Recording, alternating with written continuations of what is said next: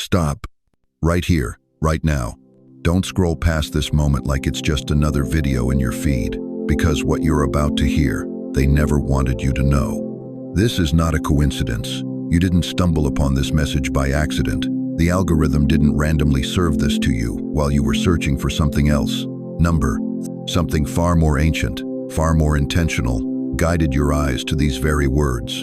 And if you can feel your heart beating just a little faster right now, if there's a stirring in your spirit that you can't quite explain, that's because your soul recognizes what your mind hasn't yet understood. You are being summoned. For decades, you've carried something, a weight, a knowing, a fire that burned even when the world around you grew cold. They called you oversensitive. They said you were imagining things. They told you to quiet down, blend in, stop making waves. But what if everything they told you about staying small was a lie? What if the very thing they tried to silence in you was the exact thing heaven has been waiting to unleash?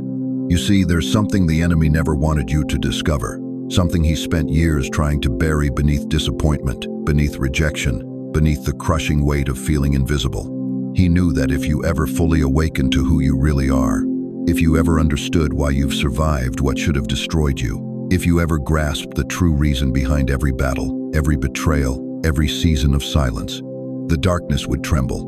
Right now, in this very moment, there are forces celebrating because they think they've silenced you. They think your best days are behind you. They think age has weakened your fire, that isolation has dimmed your light, that time has somehow erased the calling they could never touch. But what they don't know, what they can't see, is that heaven has been preparing something.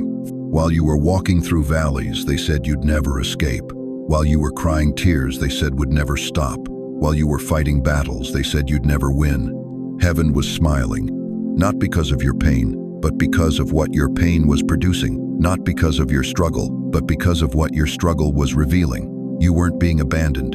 You were being appointed. You weren't being forgotten. You were being forged. And now the alarm is sounding. Not in panic, but in victory. Because the hour has come. The season has shifted. And what happened next? What happened next made every demon that ever whispered you're finished suddenly realize they had awakened something they should have left sleeping. Before we go deeper into this divine revelation, I want to pause and say thank you to every single one of you who has supported this message through super thanks. Your generosity means more than you know. You're not just donating, you're helping spread light to others who feel alone in their calling. Whether you give or not, I'm deeply grateful for your presence here, your support, your time, your attention. It all matters. And if this message resonates with your soul, if you feel that holy stirring, consider planting a seed in faith. But above all, stay with me, because what I'm about to share with you, they never wanted you to hear. Now, are you ready to discover why heaven is smiling at you right now? They thought silence would be your grave. Instead, it became your sanctuary. You know what I'm talking about, don't you? Those years when you disappeared from the noise, when you stopped showing up to the parties that never really celebrated you anyway, when you quietly slipped away from the conversations that drained your spirit and the relationships that demanded you shrink just to belong. They called it giving up. Heaven called it growing up. You paid a price in those shadows that no accountant could calculate, no banker could measure, no economist could quantify. Because the currency wasn't money, it was tears. It wasn't time, it was trust. It wasn't effort, it was surrender. And every payment you made in the darkness was deposited into an account the world couldn't see, but heaven never forgot. Let me tell you what really happened during those silent years. While others were building platforms, you were building altars. While they were collecting followers, you were following the voice that led you into the wilderness. While they were performing for applause, you were praying through the ache. And the enemy thought he had you right where he wanted you, isolated, invisible, irrelevant. He was wrong. You see, there's something the darkness never understood about you. Your silence wasn't surrender, it was strategy. Your withdrawal wasn't weakness, it was warfare. Every time you chose solitude over superficial connection, every time you picked the prayer closet over the public stage, every time you said no to the noise so you could say yes to the whisper, heaven leaned in closer. They thought you were fading. You were being refined. Those weren't wasted years, beloved. Those were investment years. While the world was teaching you to shout louder, heaven was teaching you to listen deeper. While culture was demanding you perform better, the Spirit was showing you how to surrender completely. And in that sacred exchange, your noise for His stillness, your striving for His peace, your desperation for His direction, something profound happened. You learned to hear what others couldn't hear. You began to see what others couldn't see. You started to carry what others couldn't carry. But let's be honest about the cost, because heaven doesn't overlook the price of consecration. There were nights when the silence felt like abandonment. Mornings when you wondered if anyone remembered your name. Seasons when you questioned whether your voice mattered at all. The phone stopped ringing. The invitations stopped coming. The recognition stopped flowing. And in that void, in that vacuum of human validation, you discovered something the crowd followers never find. The approval of the Almighty. You didn't know it then, but every tear you cried in secret was being collected in golden bowls before the throne. Every prayer you whispered in the darkness was being recorded by angels who never sleep. Every act of faith you performed without an audience was being celebrated in realms you couldn't see. Your silence was not failure, it was strategy. You were hidden, not forgotten.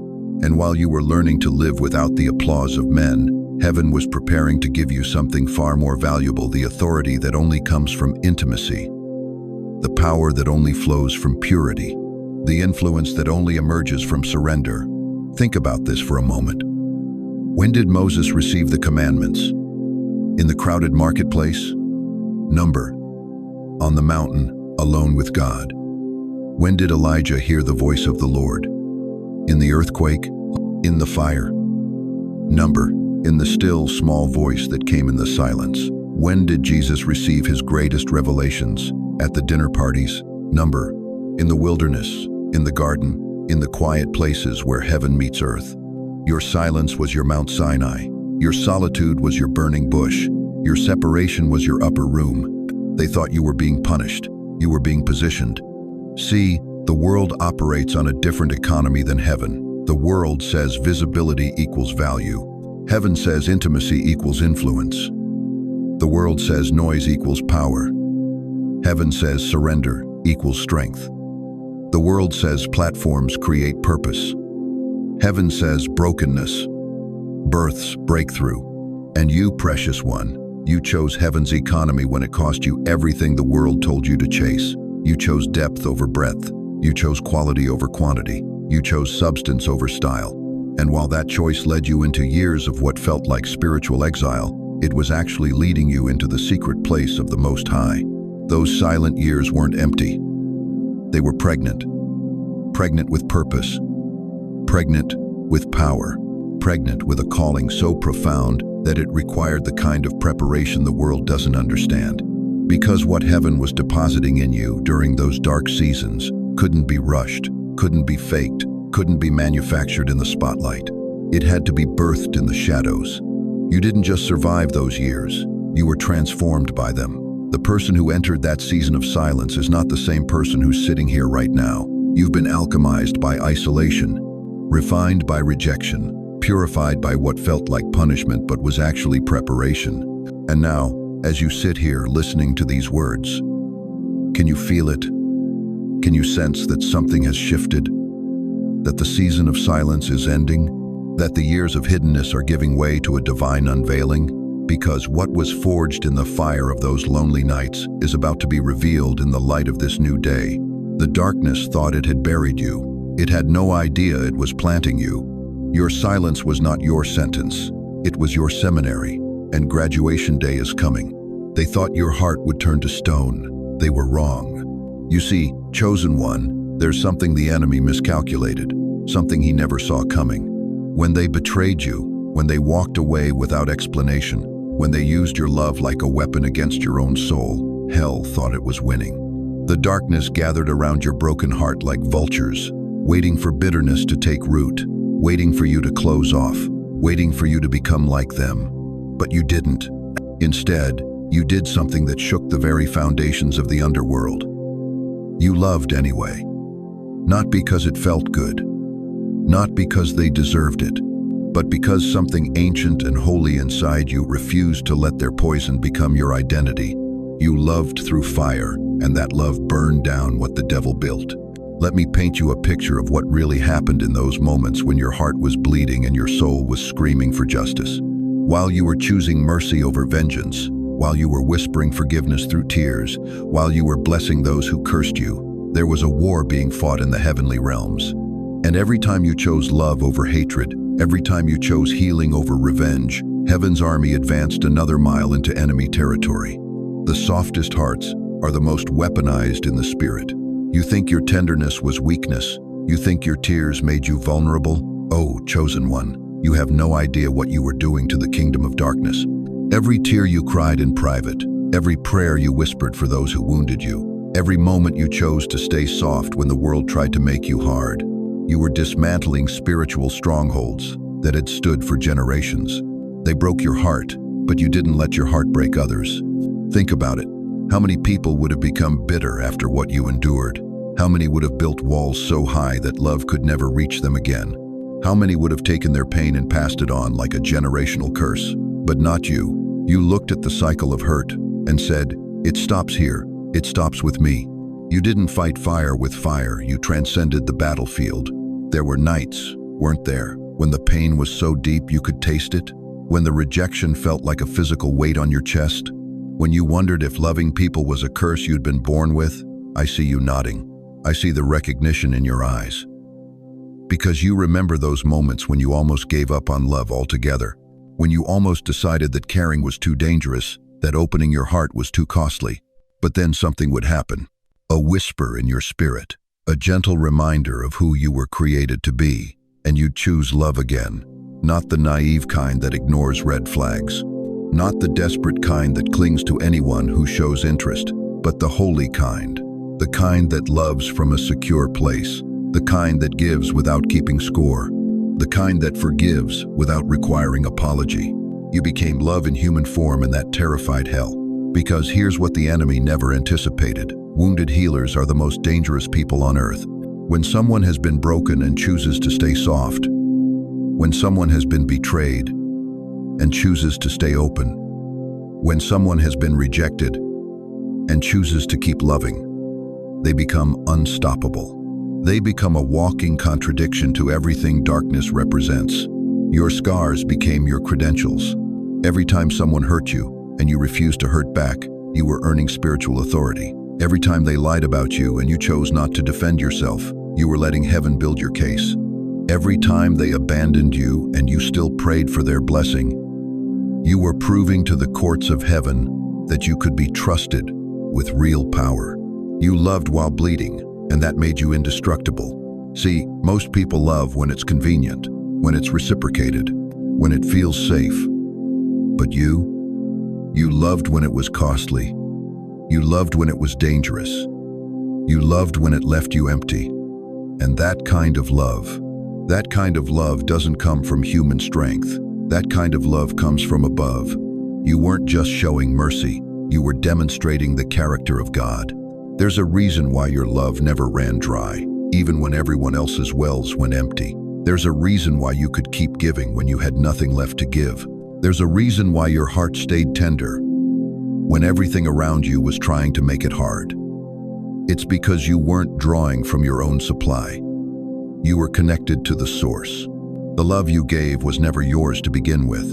And now, chosen one, do you see why heaven is smiling? Do you understand why the angels have been watching your story with wonder? It's not because you never got hurt. It's because you never let hurt define you. It's not because you never fell down. It's because you never stayed down. It's not because love was easy for you. It's because you made the hard choice to love anyway. You turned your pain into prayer, your wounds into worship, your scars into songs of victory.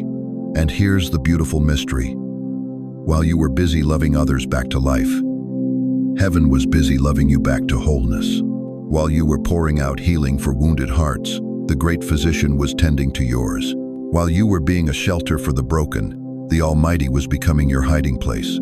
Your love was never wasted, not a single tear, not a single prayer, not a single moment of choosing mercy over revenge. Every act of love you performed while your heart was breaking was recorded in the books of heaven. Every time you blessed instead of cursed, every time you built up instead of tore down, every time you chose light in the midst of your own darkness, it was being multiplied in realms you couldn't see, creating ripple effects that will echo through eternity. You didn't just survive betrayal, you sanctified it. And now, as you sit here listening to these words, feeling your heart stir with recognition, let this truth wash over you like healing rain. The very thing that almost destroyed you has become the thing that distinguishes you. The love that felt like weakness has become your greatest strength. The mercy that seemed foolish has become your crown. You loved when love wasn't logical. You forgave when forgiveness wasn't deserved. You stayed soft when the world demanded hardness. And that, chosen one, is why hell is trembling and heaven is celebrating, because they thought they could break you with betrayal. Instead, they forged you with fire. They thought they could silence you with rejection. Instead, they gave you a song that only the wounded can sing. They thought they could stop you with pain. Instead, they gave you a testimony that no devil can deny. The love you gave that almost killed you has become the very thing that makes you immortal. They thought you were weak because you listened to silence. They mocked your sensitivity to the unseen. They called you foolish for walking away from opportunities that looked golden but felt hollow. But what they didn't understand, what they couldn't see, was that you weren't following human logic. You were following divine frequency. While others demanded thunderclaps from heaven, you moved on whispers. While they waited for billboards and burning bushes, you trusted the gentle tug in your spirit that said, "Not this way." And that choice, that sacred sensitivity to the voice that speaks in stillness, that's why doors are opening for you now, that no man can shut. You see, chosen one, there's something the world never taught you about revelation. It doesn't come with fanfare. It doesn't announce itself with trumpets. Real revelation, divine revelation, it comes like morning mist, soft, quiet, almost imperceptible, but absolutely undeniable to those whose hearts are tuned to heaven's frequency. You felt it, didn't you? That strange unrest when you walked into certain rooms, that inexplicable peace when you walked away from certain people, that inner alarm that sounded when opportunities looked perfect on paper but felt poisonous in your spirit. Others called it anxiety. You knew it was anointing. Remember when they offered you that position, that relationship, that investment, that seemed like everything you'd been praying for, and yet something deep inside you whispered, wait. Something ancient and holy said, not yet. Something that knew more than your natural mind could comprehend urged you to pause when everyone else was pushing you to rush. They called you indecisive. Heaven called you discerning. You didn't need to see the whole staircase to take the first step. You didn't need to understand the entire blueprint to trust the architect. While others demanded explanations, you offered obedience. While they required proof, you provided faith, and that sacred sensitivity to the still small voice. That's what separated you from the crowd. You walked away from the job that would have destroyed your integrity. You declined the relationship that would have compromised your calling. You stepped back from the ministry that looked anointed but carried a wrong spirit, and they thought you were crazy. They thought you were throwing away your future. But what they couldn't see was that you were protecting it. Because revelation always comes before reward, always. The whisper precedes the miracle. The inner knowing comes before the outer showing, and you learn to trust the compass of your spirit more than the applause of the crowd. There were seasons when you felt like you were moving backward while everyone else was racing forward. Moments when your caution looked like cowardice. Times when your patience appeared like procrastination. But you stayed faithful to that inner voice even when it cost you external validation. Even when it meant standing alone. Even when it looked like you were missing out. But here's what they never told you about following whispers instead of noise. Here's what they never explained about trusting spirit over sight. Every time you honored that gentle nudge, every time you obeyed that quiet conviction, every time you chose presence over promotion, you were building something in the invisible realm. You were constructing spiritual infrastructure. You were laying foundation stones for a future they couldn't see. And now the architecture of your obedience is becoming visible. Now, the blueprint of your faithfulness is being revealed. Now, the careful construction of your character is bearing fruit that will feed nations. You didn't follow trends, you followed truth. You didn't chase platforms, you pursued presence. You didn't build a brand, you built an altar. And on that altar, you offered the most precious sacrifice of all, your need to be understood by those who were never meant to comprehend your calling. The eagle doesn't explain its flight pattern to the sparrows. The mountain doesn't justify its height to the hills. And you stopped trying to make small minds understand large visions. You stopped trying to convince carnal hearts of spiritual realities. You simply obeyed. When the voice said go, you went. When it whispered stay, you stayed. When it urged speak, you spoke. When it commanded be still, you stilled. And that radical responsiveness to the realm of the Spirit, that's what qualified you for what's coming next. Because favor doesn't fall on the loud, it falls on the listening. Breakthrough doesn't come to the boastful, it comes to the believing. Elevation doesn't reach the entitled, it reaches the faithful. And you've been faithful to a voice others couldn't hear. You've been loyal to a vision others couldn't see. You've been obedient to a calling others couldn't comprehend. And now heaven is ready to vindicate your sensitivity. Now the Most High is prepared to reward your restraint. Now the Creator of the universe is about to demonstrate why He whispers to some while He has to shout at others. You followed the whisper while others followed applause. That's why the scroll opened for you. The same Spirit that moved upon the face of the waters in the beginning. The same voice that spoke light into darkness. The same breath that formed man from dust. That's what you've been listening to. That's what you've been following. That's what you've been trusting, even when it led you through valleys that made no sense and up mountains that seemed impossible to climb. And now that same voice is about to speak something new over your life. Something that will silence every critic who called you crazy. Something that will vindicate every choice that looked wrong but felt right. Something that will prove once and for all that those who wait upon the Lord, those who listen for His whisper, those who move by His Spirit rather than their sight, they shall mount up with wings like eagles. They shall run and not be weary. They shall walk and not faint. The whisper you followed when others demanded proof. That whisper is about to become a roar that shakes the earth and silences heaven. And they will finally understand. You weren't hearing things. You were hearing everything. They thought you were wasting your time in the shadows. They couldn't understand why you weren't hustling, why you weren't networking, why you weren't climbing their ladders or playing their games. While they were building empires of influence, you were building something they couldn't see, something they couldn't measure, something they couldn't steal. You built altars. And now heaven is about to shake the earth to honor what you constructed in secret. You see, chosen one, while they were chasing followers, you were chasing fire. While they were perfecting their image, you were purifying your heart. They built platforms that could be torn down by algorithms, by criticism, by the shifting winds of public opinion. But you built something eternal, stone by stone, prayer by prayer, tear by tear. They thought you were falling behind. They whispered about your lack of ambition, your missing presence on social media, your refusal to brand yourself like a product. They couldn't comprehend why someone with your gifts, your wisdom, your depth, would choose the back row instead of the spotlight. What they didn't understand was that you weren't avoiding success. You were avoiding the counterfeit. You knew something they had forgotten, that what is built in secret is crowned in eternity. While they were measuring their worth in likes and shares, you were weighing your worth in the silence of God's presence. While they were crafting messages for mass consumption, you were crying out prayers that only heaven could hear. They built horizontally, reaching for human applause. You built vertically, reaching for divine approval.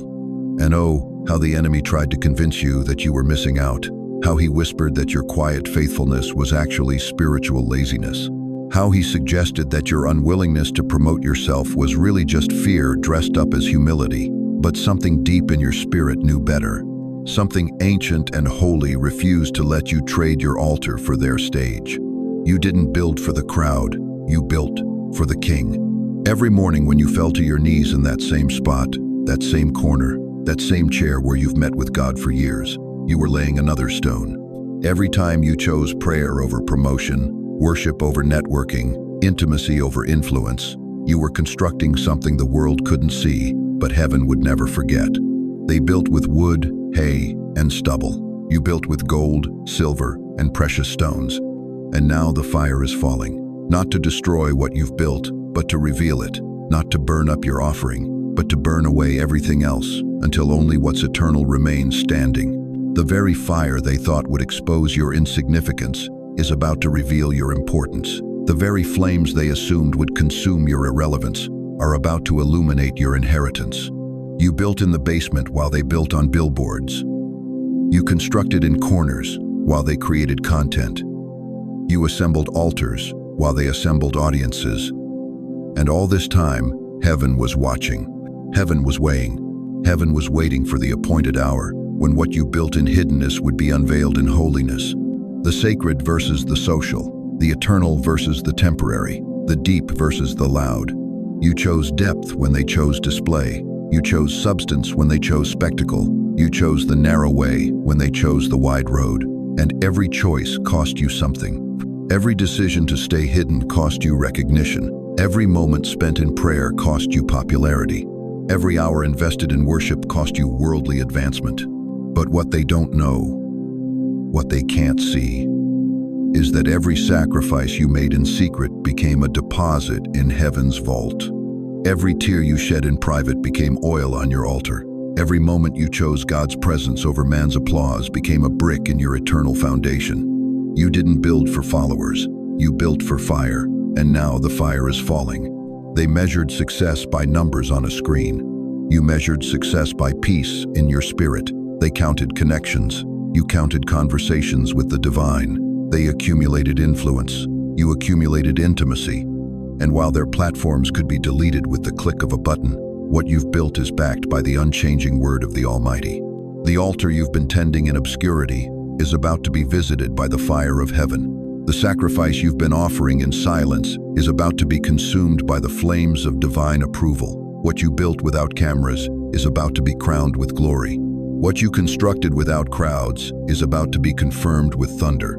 You built altars while they built platforms. You built for eternity while they built for applause. You built for God while they built for gain. And now heaven is declaring that building season is over. The construction phase is complete. The hidden work is finished. The secret service has been accepted. The private prayers have been processed. The quiet worship has been witnessed. It's time for the unveiling. It's time for the revelation. It's time for the world to see what happens when someone builds not for fame, but for fire. Not for recognition, but for righteousness. Not for platforms, but for purpose. They thought you were wasting your time in the shadows, but shadows are where the strongest foundations are laid. They thought you were missing opportunities in the darkness, but darkness is where the deepest roots take hold. They thought you were losing relevance in the quiet, but quiet is where the loudest victories are won. You built altars while they built platforms. And now, chosen one, heaven is about to honor the difference. The fire you chased in secret is about to chase you in public. The flame you tended in private is about to light up your future. The altar you built in hiddenness is about to become your platform in holiness. You didn't build for followers, you built for fire. And now, the fire is falling. They thought if they broke you enough times, you'd stay broken. They were wrong. You see, chosen one, there's something the enemy never calculated in his warfare against your soul. He assumed that pain would make you weaker. He believed that trauma would make you smaller. He counted on your wounds becoming your identity. But what he didn't know, what he couldn't see, was that heaven had a different plan for your breaking. You were never meant to minister from your wounds. You were meant to let the wounds be healed so your hands could carry fire. While others were rushing to platforms with their pain still bleeding, you did something radical. Something that confused the crowd and frustrated the enemy. You sat down. You stepped back. You said no to the microphone when your mouth was still full of bitterness. You refused to preach what you hadn't yet processed. And that decision, that holy pause, that sacred stepping away from the spotlight to step into the surgery room of the Most High, that was the moment heaven smiled the widest. Because you understood something most never learn. That power without purity is poison. That influence without healing is manipulation. That a broken vessel can hold water, but a healed vessel can carry wine. You didn't run to the stage with your scars still open. You ran to the altar. You didn't try to turn your trauma into content. You let the Creator turn your chaos into character. You didn't perform through your pain. You paused and let Him perform surgery on your soul. Do you remember those months, those years, when you disappeared from everyone's radar? When people wondered where you went, what happened to your voice, why you weren't showing up like you used to? They called it withdrawal. They labeled it depression. They whispered about your silence. But heaven called it wisdom. You see, chosen one, there's a difference between being broken and being broken open. The enemy breaks things to destroy them, but God breaks things open to release what's inside. A seed must be broken open to become a tree. An egg must be broken open to release life. A heart must be broken open to make room for more love. And you let yourself be broken open. You didn't fight the process. You didn't resist the refining. You didn't run from the fire that was meant to purify, not punish. You laid down on the operating table of the Almighty and said, "Do whatever it takes. I'd rather be whole than celebrated. I'd rather be clean than seen." That kind of surrender is rare in a generation addicted to applause. While others were building brands, you were building altars. While they were crafting messages, you were being crafted by the message maker himself. While they were polishing their image, you were letting Him polish your heart. And now you carry something they can't replicate, something they can't manufacture, something that can't be taught in seminars or copied from conferences. You carry the fragrance of the secret place. You carry the authority of the broken and remade. You carry the credibility that only comes from letting heaven handle your healing instead of managing it yourself. There's a weightiness to your presence now that wasn't there before. When you speak, even your silence carries power. When you pray, angels lean in. When you worship, something in the atmosphere shifts, not because you learned new techniques, not because you perfected your presentation, but because you became a living testimony that God still heals, that surrender still transforms, that sometimes the greatest victory is letting yourself lose everything false so you can find everything real. Your scars didn't become your sermon. Your healing became your message. You don't preach about overcoming because you read about it. You carry the oil of someone who actually overcame. You don't teach about God's faithfulness from theory. You breathe it from experience. Every word you speak now is backed by the evidence of your own resurrection. The enemy thought, if he hurt you enough, you'd become bitter. Instead, you became better. He thought if he isolated you enough, you'd become resentful. Instead, you became refined. He thought if he pressed you enough, you'd become weak. Instead, you became wine. And wine, chosen one, is what flows when grapes are crushed. Wine is what pours when fruit surrenders to pressure. Wine is what emerges when sweetness meets suffering and chooses to transform rather than transmit poison. You didn't just survive your crushing. You became the wine that others will drink when they're dying of thirst in their own wilderness. This is why your next season won't look like your last one. This is why the doors opening now are different from the ones that closed before. This is why the favor coming carries a different frequency, a deeper dimension, a holier echo. Because you're not the same vessel that entered the fire. You're not the same heart that carried all that pain. You're not the same soul that used to bleed on people instead of blessing them. You've been healed, not just bandaged, not just managed, not just coped with. Healed, restored, renewed, remade. And a healed vessel. A truly healed vessel doesn't just carry water, it carries living water. It doesn't just hold oil, it carries holy oil. It doesn't just contain light, it becomes a lighthouse. The healing wasn't about your comfort, chosen one. It was about your calling. The restoration wasn't about your relief, it was about your release. The wholeness wasn't about your happiness, it was about your holiness. Because heaven had something in mind for you that required you to be completely free, totally clean, fully surrendered, wholly His. And now that the surgery is complete, now that the healing has taken root, now that the oil is flowing from a pure place instead of a wounded one, now you're about to discover what you were actually built for. Not performance, but presence. Not projection, but power. Not speaking about healing, but being healing. You didn't minister from your wounds. You let the wounds be healed so your hands could carry fire. And that fire, chosen one, that holy fire that now burns in your eyes, flows through your voice, radiates from your presence. That fire is about to set whole regions ablaze with the light of His glory. The healing was never the destination. It was the preparation for something greater than you ever imagined. Chapter 7. You refused to perform, and that broke the system. They thought if they could just get you to dance, you'd stay in line forever. But you didn't dance. You didn't perform. You didn't twist yourself into the shape they demanded. And that broke everything they thought they knew about control. You see, chosen one, there's a system, an invisible machine that runs on the fuel of human performance. It feeds on people who bend, who compromise, who water down their truth just to keep the peace. For decades, this machine has hummed along perfectly, turning authentic souls into empty echoes, transforming prophets into puppets, converting the called into the compliant. But then you walked in, and you refused to play. You didn't echo the system. You became the frequency that broke it.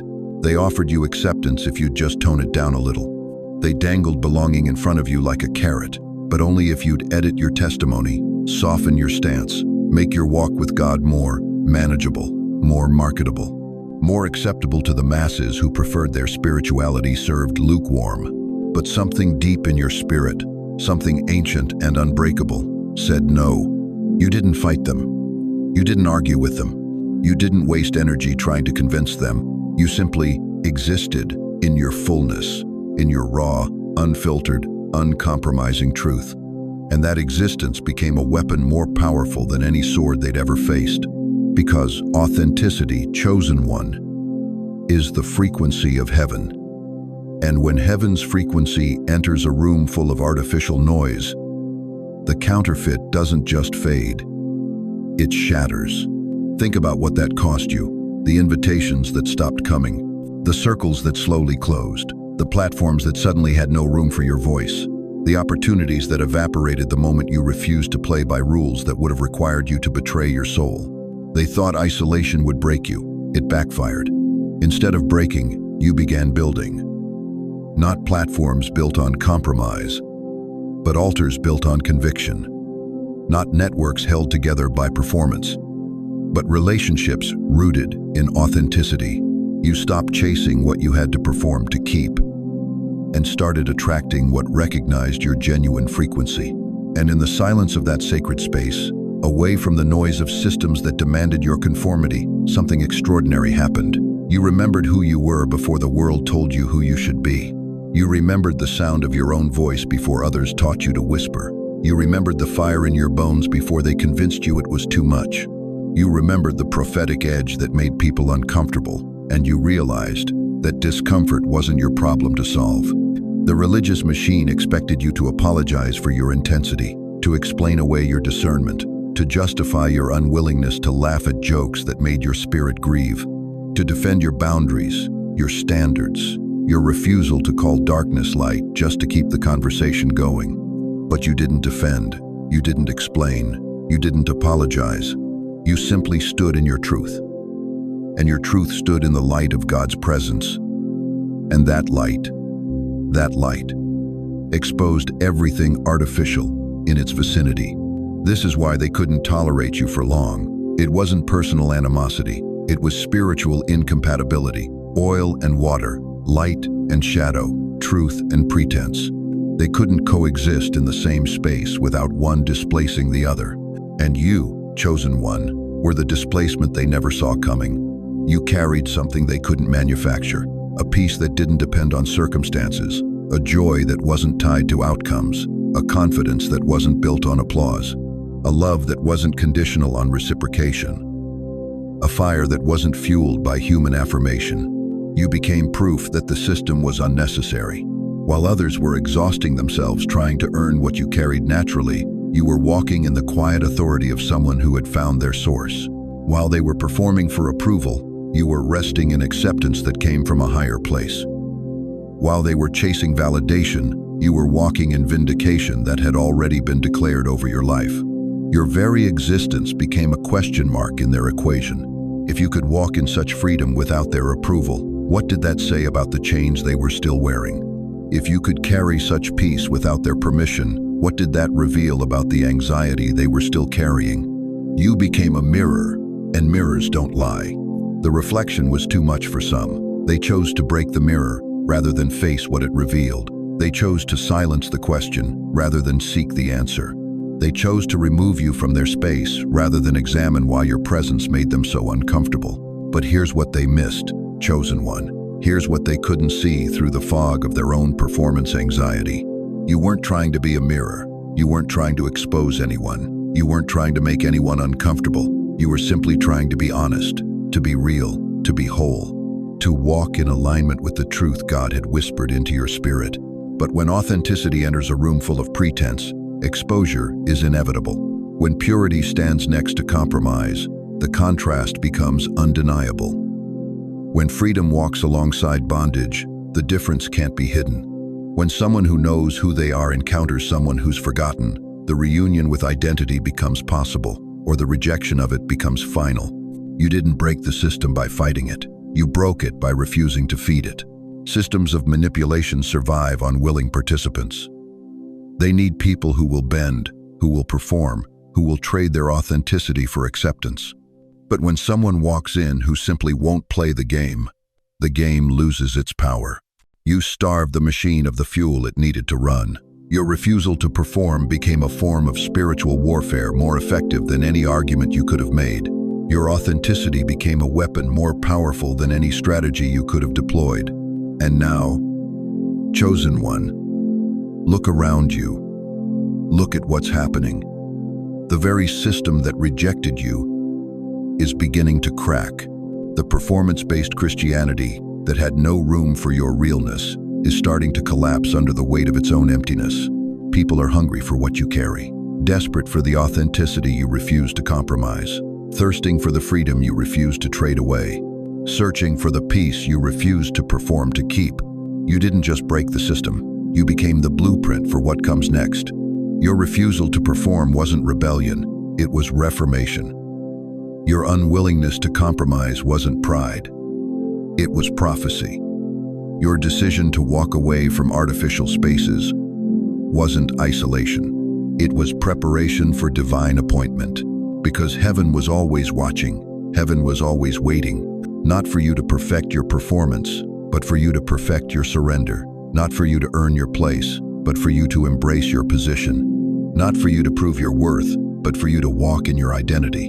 And when you stopped trying to earn what was already yours, when you stopped performing for what was already promised, when you stopped chasing what was already chasing you, everything changed. The system couldn't hold you because you were never meant to be contained. The machine couldn't use you because you were never meant to be a cog. The performance couldn't define you because you were never meant to be an actor. You were meant to be exactly what you became, authentic, uncompromising, free. And that freedom, chosen one, that sacred, unshakable, unapologetic freedom, that's what broke their system. And that's what built heaven's platform underneath your feet. Chapter 8, the smile of heaven and the shudder of hell. They thought silence meant surrender. They couldn't have been more wrong. For years, you carried fire in your bones, while the world tried to convince you it was just imagination. You felt the weight of eternity pressing against your chest while others dismissed it as anxiety. You heard whispers from heaven while they said you were hearing things. But here's what they didn't understand, what they couldn't see, what made them miscalculate everything. You were never breaking down, you were breaking through. Every tear you cried in secret was actually a signal flare shot into the heavens. Every prayer you whispered in the dark was recorded in golden books that angels guard with their lives. Every moment you chose to stay when everything in you wanted to run, heaven took note. And now, in this very hour, as you sit wherever you are, feeling whatever you feel, something monumental is happening in the spiritual realm. Heaven is smiling. Not the kind of smile you give when someone does something cute, not the polite smile of social pleasantries. This is the smile of a father who just watched his child do the impossible. The smile of a king who just witnessed his warrior survive what should have been certain death. The smile of the Ancient of Days who just saw his chosen one prove that hell's finest weapons are no match for a soul anchored in eternity. And when heaven smiles, hell knows what that means. You see, there's a courtroom in the spiritual realm that most people never hear about. It's where accusations fly like arrows, where the enemy presents his case against the children of God, where he points his bony finger and declares with venomous certainty, "This one will fall. This one will break. This one will quit. This one will curse your name and walk away." But you didn't fall. You rose. You didn't break. You bounced but never snapped. You didn't quit. You got keyed, more focused, more dangerous. You didn't curse his name. You whispered it like a battle cry in the midnight hours when no one else was listening. And that's when the smile began. It started small, just a gentle curve at the corner of eternity's mouth, because heaven saw what hell couldn't see. They saw your secret weapon, not your strength, you ran out of that years ago, not your wisdom, you've made plenty of mistakes, not your perfection, you've never claimed to have any. Your secret weapon was something far more terrifying to the forces of darkness. You refused to let go of love. When bitterness knocked on your door dressed as justice, you sent it away. When hatred offered to numb your pain, you chose to feel it and heal from it instead. When the opportunity to become cynical presented itself as wisdom, you said no thank you and kept your heart soft. When the world gave you every reason to shut down, you kept showing up. When they gave you every excuse to give up, you kept believing. That's when heaven's smile grew wider. Because you see, hell had prepared for everything except this. They had strategies for rebellion, protocols for anger, playbooks for bitterness. They knew exactly how to handle rage, how to manipulate pride, how to exploit fear, but they had no defense against a soul that kept choosing love when love made no logical sense. You became their nightmare scenario, an unstoppable force wrapped in gentleness, a warrior who fought on their knees, a conqueror who won through surrender, a victor who triumphed through vulnerability. You didn't fight fire with fire, you transcended the battlefield entirely. You didn't wrestle with demons, you praised them into silence. You didn't argue with darkness, you became so bright that shadows simply disappeared in your presence. And that's when the smile became laughter. Holy laughter, the kind that echoes through dimensions, the kind that makes angels stop mid-flight to witness what's happening. The kind that causes the ancient seraphim to cover their faces not in shame, but in awe, because they're watching something miraculous unfold, a human being who discovered that the power to overcome hell wasn't hidden in some distant mountain or locked away in some secret vault. It was hidden in plain sight. It was love, radical, relentless, unreasonable love. But here's where the story takes a turn that even the angels didn't expect. Your love didn't just survive the fire, it became fire. Your gentleness didn't just endure the storm, it became the eye of the storm.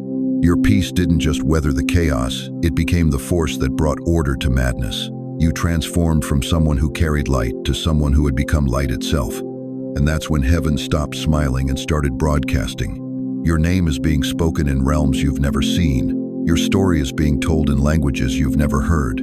Your victory is being celebrated by beings you've never met but who have been cheering for you since before time began. The same mouth that spoke worlds into existence is now speaking your name with the kind of pride that makes creation itself lean in to listen. But while heaven broadcasts, hell calculates. They're in emergency session right now, trying to figure out what went wrong. How did their finest strategies fail? How did their most devastating attacks only make you stronger? How did their ultimate weapon, isolation, become the very thing that drove you deeper into divine intimacy? How did they manage to accidentally create their own worst enemy? Because that's what you've become. Not their victim, their problem. You're walking proof that their system has fatal flaws. You're living evidence that their power has limits. You're breathing testimony that love really is stronger than death, that light really does overcome darkness, that faith really can move mountains and hearts and hell itself. And now comes the moment they've been dreading. The signal has been given. Heaven's smile has turned into heaven's nod. The same authority that raised Jesus from the dead is now being released on your behalf, not just to bless you, to vindicate you, not just to heal you, to honor you, not just to restore you, to reveal you for who you've always been. A child of the King, a carrier of the flame, a keeper of the covenant, a guardian of grace. You are about to enter a season where hell's attacks won't just fail, they'll backfire. Where every curse they speak over you will return to them sevenfold. Where every trap they set will become a stepping stone. Where every weapon they form will not just be ineffective, it will be evidence of their desperation. Because heaven is smiling, and hell knows what that means. The signal has been given. Now comes the strike. And this time, chosen one, you're not defending, you're not surviving, you're not enduring. This time, you're advancing. This time, you're taking territory. This time, you're walking in the fullness of who you were created to be. Backed by the power of heaven itself, carrying the smile of the Almighty as your banner and the fire of His love as your sword. Hell should have left you alone, but they didn't. And now they're about to discover why that was the worst mistake they ever made. The chosen one is awake, heaven is smiling, and hell is about to remember why they should have been more careful about who they picked a fight with. They thought silence meant surrender. They were wrong. For decades, you've wondered if your name was written anywhere that mattered. While others seemed to have their calling spelled out in neon lights, yours was whispered in shadows. While they received confirmation through crowds, yours came through crickets. You questioned if heaven even knew your address. You wondered if your prayers were getting lost in cosmic mail. You asked yourself in the deepest, most honest moments, God, do you even see me?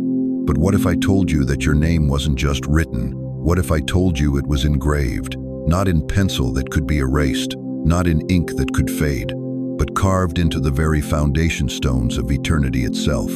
The scroll has been opened, chosen one, and your name isn't hidden in fine print at the bottom. It's emblazoned across the top in letters that shine like molten gold. You see, there's a courtroom in heaven, not the kind that condemns, but the kind that commissions. And while you were down here wondering if you mattered, a case was being built. Evidence was being gathered. Witnesses were being called. And the evidence, every tear you cried when no one was watching, every prayer you whispered when your voice was too broken to speak aloud, every time you chose love when hatred would have been easier, every moment you stayed when leaving would have made sense. The prosecution tried to present a case against you. They brought up your failures, your mistakes, your moments of doubt. They laid out every time you stumbled, every time you fell, every time you wondered if you were enough. But then the defense stood up, and the defense wasn't a lawyer.